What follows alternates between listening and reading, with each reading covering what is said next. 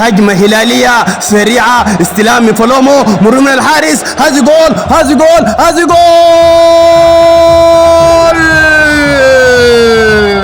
يا سلام، سلم يا معلم. الفتى الناري هداف الدوري الرواندي وهدف اول هلالي.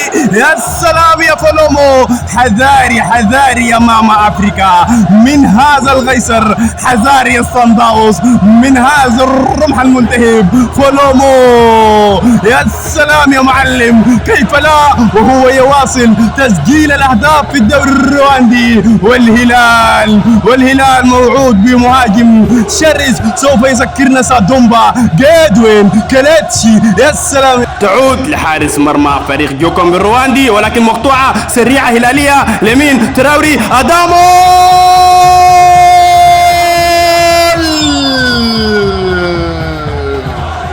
كولوبالي، والهدف الثاني هلالي.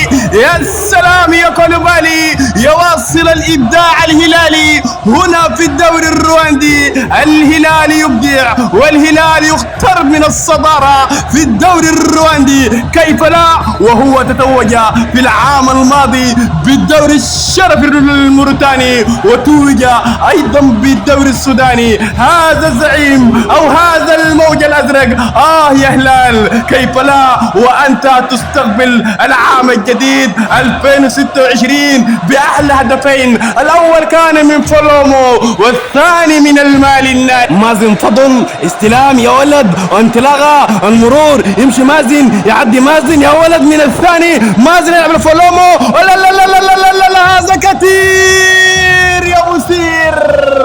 الله يا فلومو، هدف للإبداع وهدف للتدوين من هذا الغيسر، من هذا الليبيري. شوف الانطلاقة من السوداني مازن فضل من الأول، التمرير، المرور، لا لا لا لا لا لا لا لا لا لا، هذا المثير، هذا الليبيري وما هذا المبدع.